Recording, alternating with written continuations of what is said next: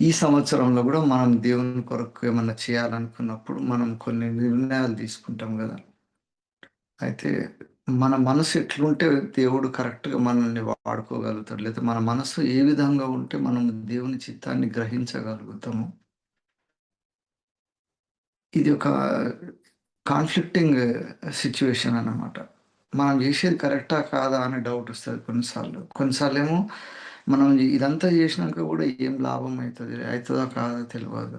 అసలు మనం చేస్తున్నాం రైటా కాదా తెలియదు. అన్సర్టనిటీ అనేది ఖచ్చితంగా ఉంటుంది అనమాట. అటువంటి పరిస్థితులలోనే విశ్వాసం అనేది ముఖ్యమైనది అనమాట. దేవుడు ఖచ్చితంగా మనల్ని విశ్వాసులలాగా ఎందుకు చూస్తున్నాడంటే, దేవుడు ఆయన చిత్తానుసారంగా ఆయన చిత్తం నెరవేర్చడానికి కొంతమందిని ఆయన మీద డిపెండ్ కావాలని ఎక్స్పెక్ట్ చేస్తుంటాడు. అదే విశ్వాసం అన్నమాట. మరణమును జయించినాక క్రీస్తు ద్వారా మనకు ఆ విశ్వాసం కలుగుతున్నది. క్రీస్తు లోపల మనకు ఆ విశ్వాసం ఉండాలి. ఇది మనకు మొదటి కీర్తనల గ్రంథంలో యేసయ్య గురించి రాసుకుంటూ ఉంటుంది. రెండవ అధ్యాయంలో కీర్తనలు ఉంటుంది. 2:12లో ఉంటుంది చూడండి. ఆయన త్వరగా ఆ, ఆయన కోపము త్వరగా రగులుకొనను, కుమారుని ముద్దు పెట్టుకొని లేని యెడల ఆయన కోపించును. అప్పుడు మీరు త్రోవ తప్పెదరు అని అంటున్నాడు. త్రోవ తప్పి నశించెదరు అంటున్నాడు.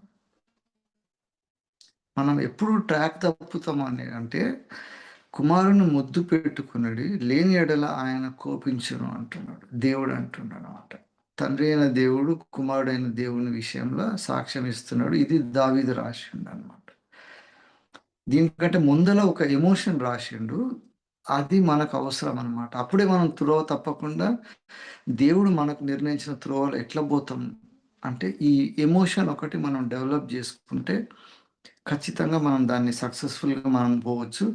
ఇప్పటి నుంచైనా మన జీవితానికి కరెక్ట్ మీనింగ్, కరెక్ట్ డైరెక్షన్ రాగలుగుతుంది. అది ఏమంటుండంటే, ఇగో 11వ వచనంలో ఉన్నది.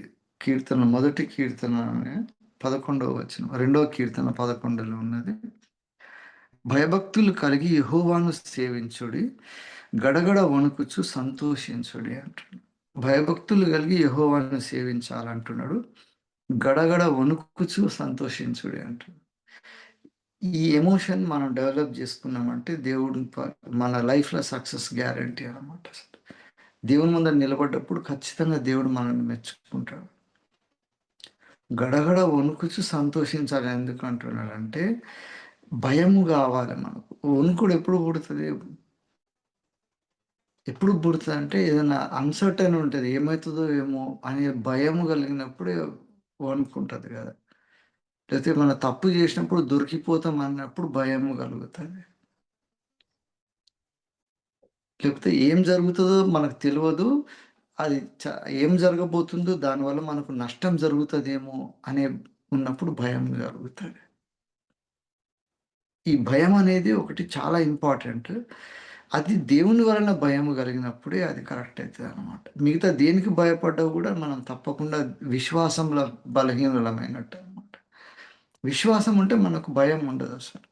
ఆ విశ్వాసం గురించి మత్తయి సువార్తల రాస్తది. యేసయ్య వారిని హీల్ చేస్తాడు కదా! హీల్ చేసినప్పుడు భయపడకుండానే నమ్మాలని అంటాడనమాట. మత్తయి సువార్తలో ఉంటుంది అది. ఎవరినెవరిని హీల్ చేస్తారో వాళ్ళందరిని మీరు ధైర్యం తెచ్చుకున్నాడు అని మాట్లాడతాడు. మత్తయి 6 అనుకుంటా. యేసయ్య దగ్గరకొచ్చిన వాళ్ళందరితోటి అదే ఆ యాటిట్యూడ్ ఒకటి డెవలప్ చేసుకోవాలంటాడు. హ్మ్.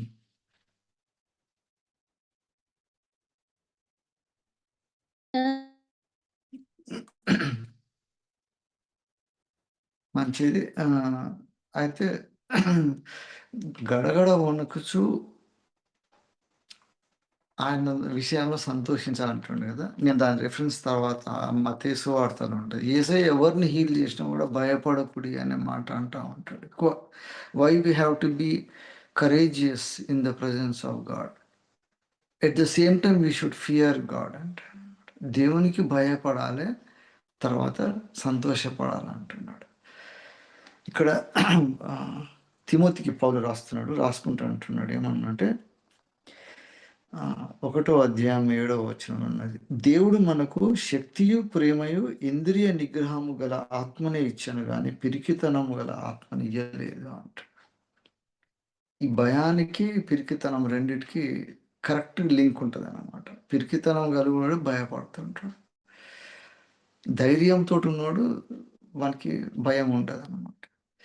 దేవుని దేవుని కొరకు దేవునికి భయపడాలి కానీ సంతోషపడాలి అంటున్నాడు.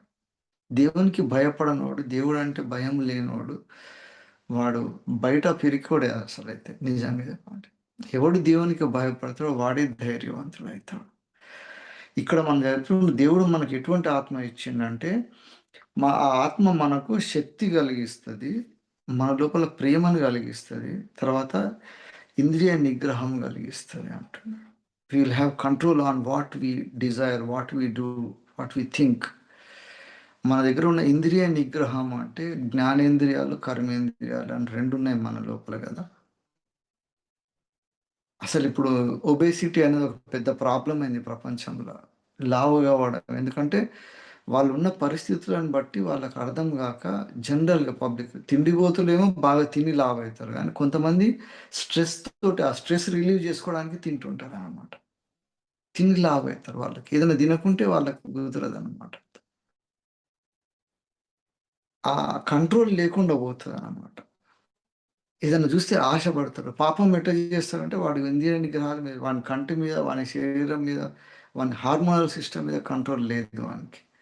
కాబట్టి వాని శరీరం ఎటు గుంజుతుంటుందో దాన్ని కంట్రోల్ చేసే ఆ నిగ్రహం మన లోపల ఉంటుంది అనమాట.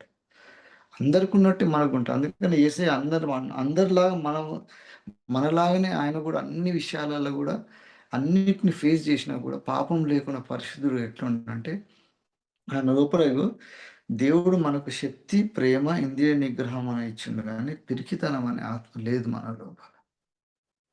ఒకవేళ అటువంటిది ఉన్నదంటే మనం అనుకోవాలి, ఓకే, వేరొక ఆత్మ మన లోపల పని చేస్తుంది. వేరొక ఆత్మ కూడా మనల్ని ఇన్ఫ్లుయెన్స్ చేస్తుంది.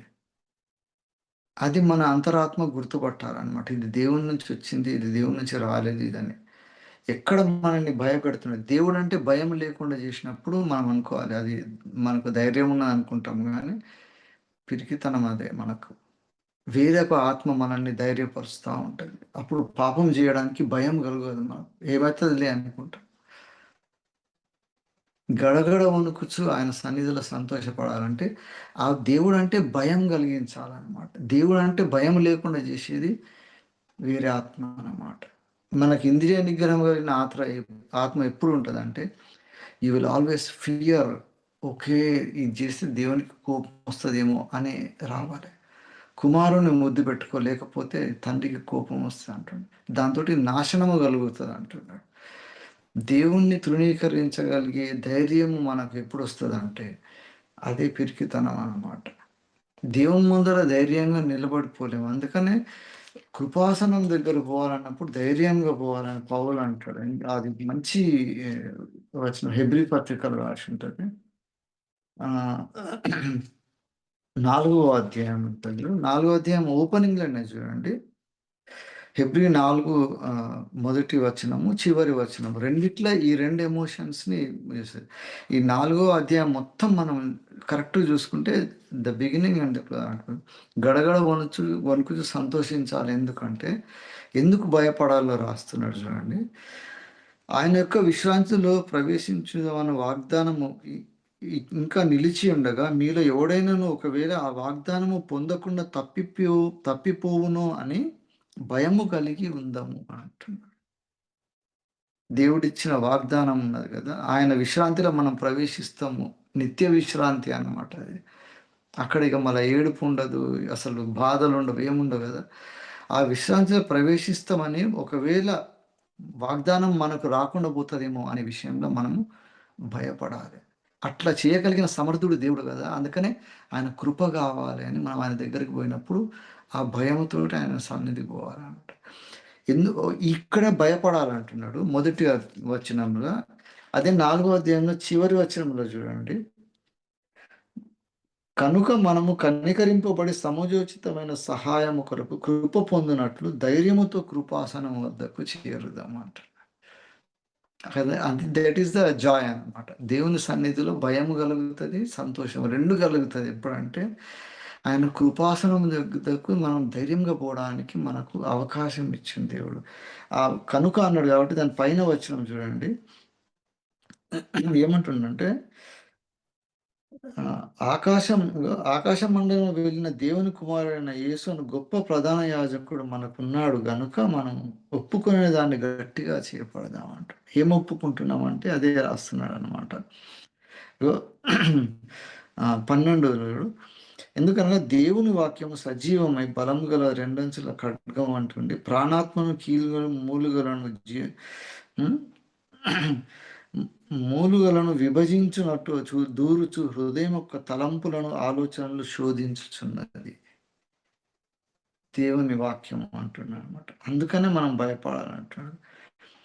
ఇంకోటి ఏంటంటే దేవుడు మనకు the beginning of this world, ఈ ఈ ప్రపంచం స్టార్ట్ చేసినప్పుడే దేవుడు ఆల్రెడీ అకంప్లిష్ చేసిండు కాబట్టి మనము అసలు మనం భయపడాల్సిన అవసరం లేదంటాడు. అంటే ఇప్పుడు మన దేశంలో ఉన్నది ఏమనంటే కర్మ సిద్ధాంతం అనేది ఒకటి పెట్టుకొని, తలరాత అనేది ఒకటి పెట్టుకొని, మనం ఆల్రెడీ దేవుడు రాసిండు కదా, దేవుడు ఏం చేసిండో అది నాకు ఏం రాత ఉన్నదో అది జరుగుతుంది.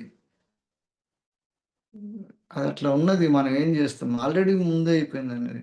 దానికి సపోర్టింగ్గా మళ్ళీ ఒక పూర్వ జన్మ అని పెట్టి ఆ జన్మలో మనం ఏం చేసినామో దాని ప్రకారం ఇప్పుడు చేస్తాము. అది మన కర్మ అనే పాయింట్లో వస్తుంది. అది ఎందుకు తప్పు అంటే దేవుడు జగత్పునాది వేయబడక ముందే దేవుడు జగత్తు ఎట్లా క్లోజ్ అవుతుంది, ఎవరెవరు ఏమేమి చేయాలి అంతా ముందే రాసి పెట్టిండంటే దేవుడు. చాలా పవర్ఫుల్ ఐడియా, చాలా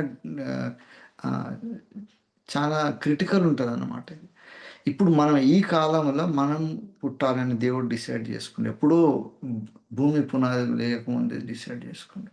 ప్రపంచం అంతా ఇట్లా వస్తుంటుంది. చివరి దినాలు వచ్చినప్పుడు కొంతకాలం వెనక యేసు ప్రభు భూమి మీదకి రావస్తాడు.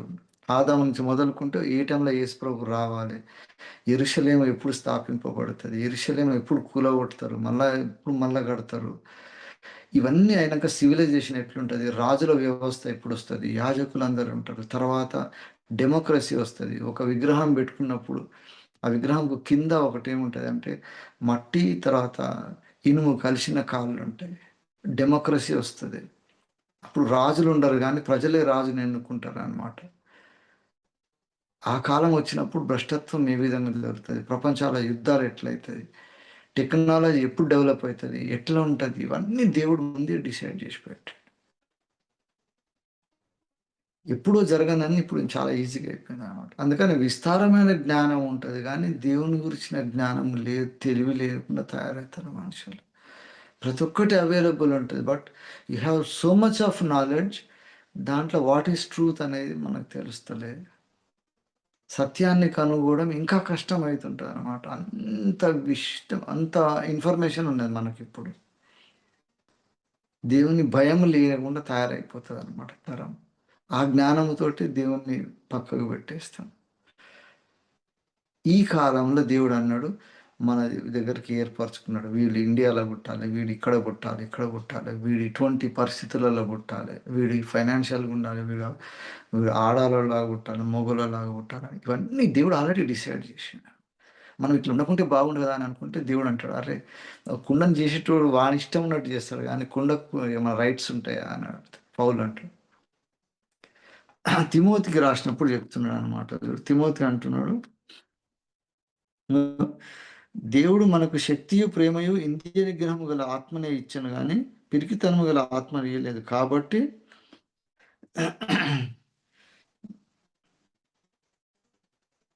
ఇక్కడ from the beginning of the world అని అంటాడు.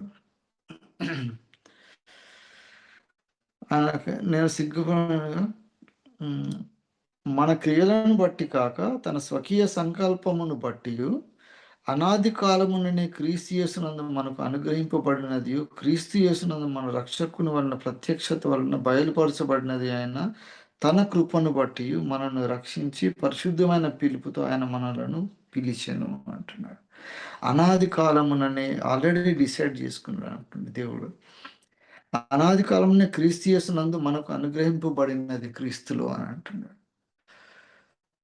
దేవుడు already in the beginning before everything happened he decided that అరే వీళ్ళందరినీ ఏర్పరచుకోవాలనుకున్నాడు. అట్లా అనుకున్నప్పుడు దేవుడు అంటాడు, కొంతమందికి ఆలోచన ఇచ్చిండు, దేవుడు ఇచ్చి వాళ్ళందరూ ఇక్కడికి రావాలని మిషనరీలను మన దగ్గరికి పంపించాడు. ఇక్కడ దేవుని వాక్యం కొంతమందికి ఉన్నాయి, ఎంతో మంది ఉన్నారు, గొప్పోళ్ళు, డబ్బు కలిగిన రాజులు, నిజాం ఉండే అప్పుడు కదా. జ్ఞానులు పోయి ఒక పశుల పాకలో ఎట్లా పోయినరో, మిషనరీస్ వచ్చి డైరెక్ట్ పోయి మంచి ఇక్కడ రూల్ చేసే మీ వాళ్ళ దగ్గర పోయి ఏం చెప్పలేదు. వాళ్ళు ఊర్లల్లో పోయి అక్కడ ఎవరు అంటరానోళ్ళు, ఏం ప్రివిలేజ్ లేదు, సరిగా తిండి లేకుండా ఉన్నారు, వాళ్ళ దగ్గర పోయి దేవుని ప్రేమను చెప్పి వాళ్ళ ద్వారా ఏర్పరచుకున్నారు. ఇప్పుడు మనది ఒక 4వ తరం నడుస్తుంది. దేవుని ఆలోచన అట్లుంటది. ఎవరెవరు తృణీకరింపబడ్డ వాళ్ళందరిని తీసుకొస్తాడు, బలహీనులను ధైర్యవంతులను చేస్తాడు దేవుడు. దేవుని ప్రణాళిక అనాది కాలంలోనే ఉన్నది కాబట్టి దేవుడు ఆయన కుమారుణ్ణి మనకు ఇట్లా ప్రత్యక్షం చేశాడు. ఆయనను చూసి మనము భయపడాలి, అట్ ద సేమ్ టైం సంతోషపడాలి, గడగడ వణకాలి. ఎందుకంటే ఒకవేళ ఆయన కోపం వస్తుంది, ఆయనకు ఎందుకు కోపం వస్తుంది అంటే ఆయన కుమారుడు కార్చిన రక్తాన్ని మనం తృణీకరిస్తాం. దేవుని లైట్ తీసుకుంటాం అన్నమాట. ఎట్లా లైట్ తీసుకుంటామంటే, ఎట్లా ఈజీ తీసుకుంటామంటే బైబిల్‌నే పట్టుకొని తీసుకుంటాం అనమాట. కృపగల దేవుడు, ప్రేమగల దేవుడు మనం ఎట్లా ఉన్నామని ఆఖరికి మనము బైబిల్‌లో నుంచే దేవునికి దూరం అయిపోతాం అనమాట. అందుకని అప్పుడు మనకు అది పని చేయదనమాట. దేవుని వాక్యం మనకు పని చేయకుండా తయారవుతది. అంత భయంకరమైన పరిస్థితి రాకముందే మనము దేవుని సన్నిధిలో సరి చేసుకోవాలన్నమాట. ఈ భయము, ధైర్యము 2 కలిగినప్పుడే ఉంటాయి. అందుకని ప్రకటన గ్రంథంలో రాస్తాడు, ఎవరెవరు పరలోకంకు రారంటే వాడు పిరికోడు రాడని రాస్తాడు ఫస్ట్. పిరికోడు, అసహ్యులు, అవిధేయులు, వ్యభిచారులు, మాంత్రికులు వీళ్ళందరూ రారని ఎందుకు రాస్తాడంటే, దాంట్లో పిరికోనికి ఉన్న పాయింట్ ఏంటంటే వాడు దేవుని దగ్గరికి వచ్చి ధైర్యంగా నేను పాపం చేసిన దేవా నువ్వు రక్షించని చెప్పనీకే వానికి ధైర్యం ఉండదు. దేవుడు అంటే భయం లేకుండా ఆ అరోగెన్స్ ఒకటి ఉంటుంది. తర్వాత అరే నేను పాపం చేసినా కదా, దేవుని దగ్గరికి రావాలి కదా అనే ఆలోచన ఉండదు అన్నమాట వాడు. వాడు ఇది అవాయిడ్ చేసుకుంటూ పోతాడు.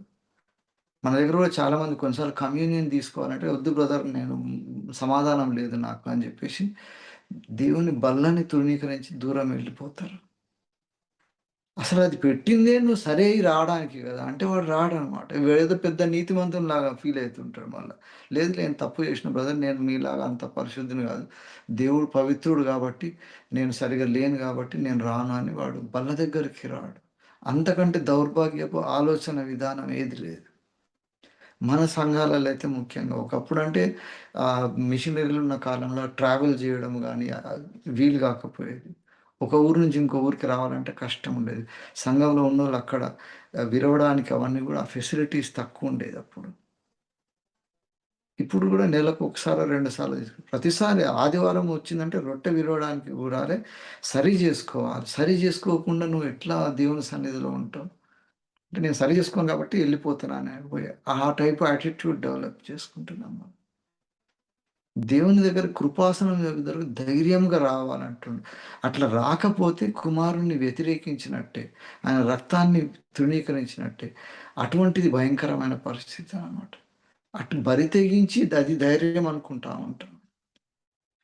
ఈ mixed emotion we have to fear and tremble before the God and we have to be happy about his salvation. Trembling ఉండాలి ప్లస్ హ్యాపీనెస్ ఉండాలి, జాయ్ ఉండాలంటుండే. ఈ ఆనందము దావీదు కాడున్నది. దావీదు పాపం చేస్తాడు కదా, చేసినప్పుడు ఆడికొచ్చి అంటున్నాడు నాకు రక్షణానందం పోయింది మళ్ళా నాకు కలిగించు, క్లీన్ చేయు నన్ను అని దావీదు దేవుని దగ్గరకొస్తాడు. అదే సౌలు దగ్గరకు వచ్చినప్పుడు సౌలేమో భయపడతాడు. దేవుని దగ్గరికి దేవుని ఆజ్ఞలను అసలు సౌలు దావీదు రెండొక్కటి చూస్తే మనకు అర్థమైపోతది. సౌలు సమూయేలులో రాస్తాడు కదా, సౌలు భయపడతాడు యాక్చువల్‌గా ధైర్యవంతుడు కాదు. ఏమని రాసుంటాడంటే సమూయేలులో 15థ్ 16లో ఉన్నది చూడండి. 15వ అధ్యాయంలో ఉన్నది. సమూయేలు 15వ అధ్యాయం 24వ వచనంలో చూడు. సౌలు జనులకు జడిసి వారి మాట వినినందున నేను యెహోవా ఆజ్ఞను నీ మాటను మీరి పాపము తెచ్చుకొంటిని అంటుండు. సౌలు ఈ సాక్ష్యం ఇస్తున్నాడనమాట. యెహోవా ఆజ్ఞను మీరును జనులకు భయపడి యెహోవా ఆజ్ఞను మీరిండు. పాపులర్ ఒపీనియన్ ఉంది. పబ్లిక్‌ని చూడగానే పబ్లిక్‌కి ఏది సంతోషమైతే అది చేద్దామని దేవుని ఆజ్ఞను మీరి ఇతరులను సంతోషపెట్టిండు. ఆయన రాజు గదా! ఆయన జనులకు భయపడ్డాడు. ఎందుకు భయపడ్డాడంటే, అరే! ఇంతమంది అడుగుతున్నారు. యుద్ధం గెలిచినాం మనము. గెలిచినప్పుడు మనకు కొన్ని వస్తున్నాయి కదా! మన ఫేవర్‌ల అని లాజిక్ ఏం యూజ్ చేసిండంటే, మంచి బలిష్టమైన కోడెదూడలన్నీ తీసుకొచ్చి నేను ఈ దేవునికి అర్పించడానికే కదా! ఇవి తెచ్చా అంటుండు. కానీ అసలు వాని ఆశ అది గాదు. దేవుడన్నాడు అవి వాటిని డిస్ట్రాయ్ చేయాలి అని చెప్పినప్పుడు, వాటిని డిస్ట్రాయ్ చేయకుండా వాటిని కొన్ని లోపల తెచ్చుకున్నాడనమాట. మన లోపల గూడా దేవుడు అంటున్నాడు, ఈ లోకంలో కొన్ని ఆశలున్నాయి గదా!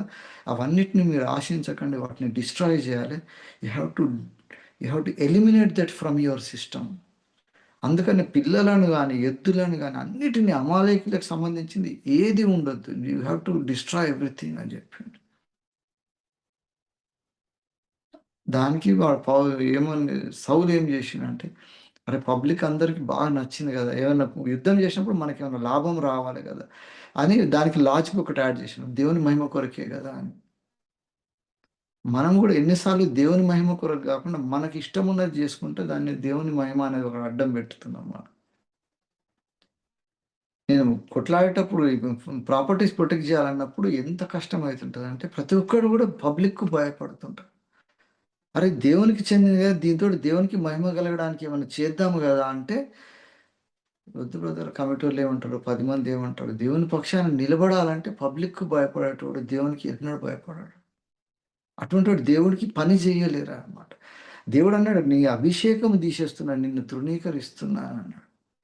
అట్లా అభిషేకం నుంచి పోతామనే భయము కలిగినప్పుడు గడగడగడ వణకాలి మనం. Every day, every time we have to fear that ఒకవేళ నేనేమైనా దేవునికి నచ్చకుండా ఆయన రక్తాన్ని తృణీకరిస్తున్నానా ఏంది? కుమారుడిని ముద్దు పెట్టుకుంటలేనా? ఒక్కసారి ముద్దు పెట్టుకోకుంటే కోపమొస్తది తండ్రికి. ఎంబడే దాన్ని విలిపివాడు. ఇదంతా దేవుడేమంటుండు, నా ప్రణాళికలో ఉన్నది. జగదుత్పత్తికి ముందే నేను తయారు జేసినా నేనిది. చేసినంక గూడా నువ్వు ఎట్లెట్లా జేసినావు అనంటాడు. సైతాను పడిపోయినప్పుడు దేవుడు అదే డైలాగ్ కొడతాడు. నేను సౌందర్యంగా ఉన్నావు గదా! జ్ఞానిగా తయారు జేసినా గదా! అభిషేకం నొందిన కెరూబు ఏ విధంగా పడిపోయావు నువ్వు. నీకున్న సౌందర్యాన్ని చూసి గర్వపడ్డావు గదా! అంటాడు. ఎక్కడ భయపడాలో అక్కడ నువ్వు గర్వపడుతున్నావు గదా! మనం గూడా ఇప్పుడు మనకు దేవుడిచ్చిన ఈ పరిస్థితుల్లో ఎటువంటి పరిస్థితి ఉన్నా గూడా, ఈ ఎమోషన్‌ని మనం డెవలప్ జేసుకుంటే ఖచ్చితంగా దేవుడు అంటున్నాడనమాట. నాకు ఖ్యాతి కలిగేది మీరు you will be in my presence అంటున్నాడు. దేవునికి భయపడ్డవాడే ధైర్యవంతుడు. దేవుని కొరకు అన్నిటిని వదిలేసి ధైర్యంగా దేవుని సన్నిధిలో పోగలిగినవాడే వాడే యుద్ధ శూరుడైతాడనమాట. అటువంటోళ్ళు అంటాడు. అందుకే "ఓ తిమోతి నువ్వు అట్లా తయారుగా" అని పౌలు తిమోతికి లాస్ట్‌కి పోతూ పోతూ రాస్తుంటాడనమాట. ఏమనంటే, "నా కుమారుడా" ఇగో రెండవ అధ్యాయం ఉన్నది. తిమోతికి రాసిన రెండవ పత్రిక ఉన్నది. ఇగో "నా కుమారుడా క్రీస్తు యేసునందున కృప చేత బలవంతుడవు కమ్ము. నీవు అనేక సాక్షుల ఎదుట నా వలన విన్న సంగతులు ఇతరులకు బోధించుటకు సామర్థ్యము గల నమ్మకమైన మనుషులకు అప్పగించనంటున్నాడు. అనేకులకు బోధించడానికి ధైర్యము కావాలన్నమాట. సాక్ష్యం చెప్పడానికి. అందుకని అంటాడు కాబట్టి ఇప్పుడు మనం స్పిరిట్ ఆఫ్ కరేజ్ అన్నాడు. ఆ హేతువు చేత నా హస్త నిక్షేపం వలన నీకు కలిగిన దేవుని కృపావరము ప్రజ్వలింప చేయవలనని నీకు జ్ఞాపకం చేస్తున్నాను. మన దేవుడు మనకు శక్తి, ప్రేమను తర్వాత ఇంద్రియ నిగ్రహం గల ఆత్మని ఇచ్చిండు గాని భయపడే ఆత్మని ఇయ్యలేదంట. ఆ ఆత్మ మన లోపల ఉన్నది. కాబట్టి ఈ ఉదయకాలం ఈ సంవత్సరంలో మనం తలపెట్టే ప్రతి ఆలోచనను గూడా ఈ 2 పారామీటర్స్ తోటి చూసుకోవాలి. మనం చేసే ప్రతి పనిలో కూడా వి విల్ డిసైడ్ దేవా ఇది చేయాలనుకుంటున్నా, ఇట్లా చేయాలన్నప్పుడు ఇది నీకు ఒకవేళ ఇష్టం లేని పని అంటే దానికి మనం భయపడాలి. దేవుడు దానికి ఇష్టమైన పని చేస్తున్నాం. దేవుని చిత్త ప్రకారం ఉన్నది. దేవునికి మహిమ కలుగుతున్నది. జగత్పునాది వేయబడక ముందే దేవుడు మన ద్వారా నిర్ణయించిన పని మనము సరిక్రమంగా చేస్తున్నాం అనుకో, అప్పుడు లోకానికి భయపడము, దేనికి భయపడము. మనం సాక్ష్యం చెప్పడానికి 10 మంది ముందర ఆయన రక్త ప్రభావం గురించి మాట్లాడుతామన్నమాట. అట్లా మాట్లాడగలిగిన సామర్థ్యం దేవుడు మనకే ఇస్తాడన్నమాట. పౌలు రాసుకుంటే అసలు ఆహ్, 12వ దాంట్లో రాస్తాడు చూడండి. ఇంత గొప్ప సాక్షి సమూహం మేఘము వలె మనం ఆవరించినందున మనము ప్రతి భారమును సులువుగా చిక్కుబడి పాపమును విడిచిపెట్టి విశ్వాసము కర్త అయిన కొనసాగించిన ఆయనను బట్టి ఓపికతోటి పోతాం అన్నట్టు. We will have that kind of attitude అన్నమాట. కాబట్టి దేవుని సన్నిధిలో మనం ఈ మిక్స్డ్ ఎమోషన్స్ ఆల్వేస్ ఉండాలన్నమాట.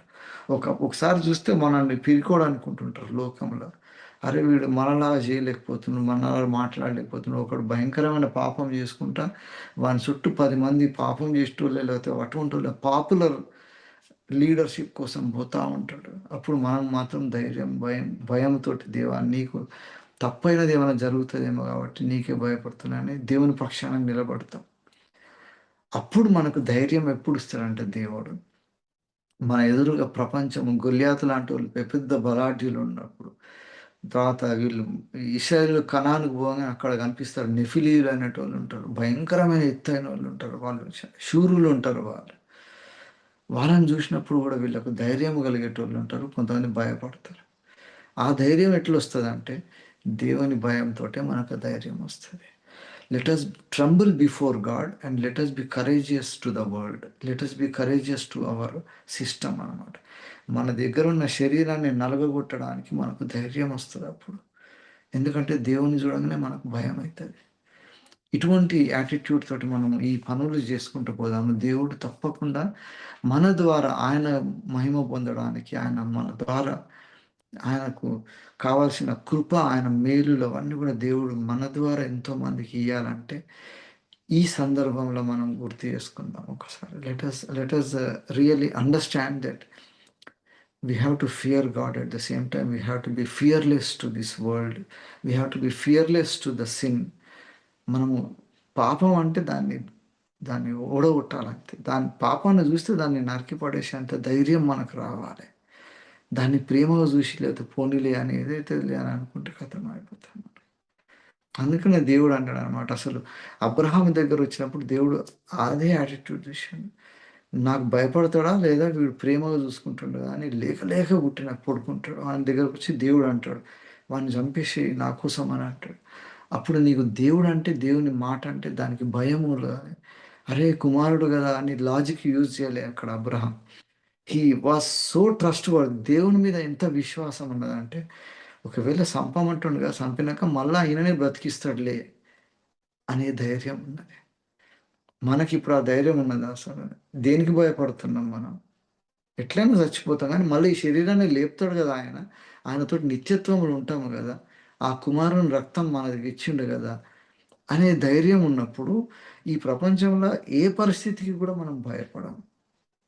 మన ఫైనాన్షియల్‌గా గానీ, ఫిజికల్‌గా రోగాలు రాని, బయట శత్రువులుండని, దేవుని పక్షాన నిలబడాలంటే 1% కూడా మనకు భయం కలగదు. That is how we become courageous అన్నమాట. అటువంటి ధైర్యవంతులు కలిగి ఉండాలి. అందుకనే పౌలు కూడా రాసినప్పుడు లాస్ట్‌కి అంటాడు, ఇంత సేవ చేసినాకంట నా విశ్వాసాన్ని కాపాడుకున్నా. నేను నా కరేజియస్‌గా నా నా పరుగు కడముట్టించిన అంటాడు. యుద్ధం చేసినా అంటాడు ఆయన. మంచి పోరాటం పోరాడిన అంటాడు. It is a race at the same time it is a battle. Progressive క్రిస్టియానిటీలో అది మనకు అవసరం అనమాట. We have to be progressive all the time. ఆ ధైర్యం మనకు దేవుని సన్నిధిలో కావాలంటే ప్రతి ఉదయం మనం లేచినప్పుడు ఆయన ఆయన ఆయన ప్రసన్నత, ఆయన ప్రెజెన్స్‌ని బట్టి మనము భయపడాలి. గడగడ వణకాలి అంటున్నాడు దేవుడు అంటే. ఒకవేళ నా లోపల ఏమన్నా మంచిది లేకుండా నీకు కనిపిస్తే కష్టం కదా దేవా! నువ్వు కృప చూపి దేవా అని దేవుని కృపాసనం వద్దకు పోయేటప్పుడు మనకు ఖచ్చితంగా ధైర్యం నువ్వు తప్ప నాకెవ్వరు లేరు కదా అని ఆయన దగ్గరికే పోవాలి మనం. లోకం దగ్గరికి పోవద్దు. పరపతిన్నోని దగ్గరికి పోవద్దు. మనకున్న టాలెంట్‌ని బట్టి పోవద్దు. ఇవన్నీ పక్కకు పెట్టి దేవుని దగ్గరికి రావాలి. ఈ 2 ఎప్పుడు మన లోపల కరెక్ట్‌గా కాంబినేషన్ ఉంటదో, ఆ distribution of proper emotions, proper attitude towards God ఇది డెవలప్ అయినప్పుడు మనము దేవుని చిత్తాన్ని కనుక్కుంటాం. అందుకే అప్పుడు మనకిచ్చిన ఆత్మ ఎట్లుంటదంటే, ఇంద్రియ నిగ్రహం కలిగిన ఆత్మ ఉంటది. ఏం చేయాలి? ఏం చేయొద్దు? ఎట్లా చేయాలి? అసలు మనకు భయం అనేది ఉండదప్పుడు. ఈ లోకంలో ఎవరినైనా ఎదిరించగలుగుతాం మనం. సో, అటువంటి ధైర్యశాలులుగా మనం అందరం గావాలి. అట్లా గాడానికి ఆయన కృపాసనం దగ్గరికి ఎట్లా పోతాం మనం? ప్రార్థన ద్వారానే పోతాం. ప్రతిదినం అందుకని దేవుని ప్రార్థన అనేది పవర్‌ఫుల్ వెపన్. ఎందుకంటే, దానితోటి మనం దేవునికి లింక్ అయితాం డైరెక్ట్‌గా. దేవుడు ఏమనుకుంటే అవన్నీ చేయగలుగుతాం. దేవుడు అనుకున్నాక ఈ లోకంలో ఎవడేమి ఎదురు రాలేడు దానికి. ఆ ధైర్యంతోటి వాళ్ళు అగ్నిలో పోయిండ్రు. సింహాల నోరు మూసిండ్రు. అవన్నీ మనకి హెబ్రీ పత్రికలో ఉంటాయి. ఆ అగ్ని ద్వారా, ఆ భయం ద్వారానే, ఆ ధైర్యం ద్వారానే సముద్రాన్ని చీల్చి అవతలకెళ్ళిపోయారు. ఎరికో గోడలను కూలగొట్టారు. ఇవన్నీ ఎట్లా పాసిబుల్ అయినాయంటే విశ్వాసం అనేది ఉన్నది. నిలకడగా ఉన్నామా? Let us contain that kind of attitude and we will be victorious in our life and we will be victorious in whatever we do for God's glory. దేవుని ఆలోచన బట్టి దేవునికి మహిమ కలుగును.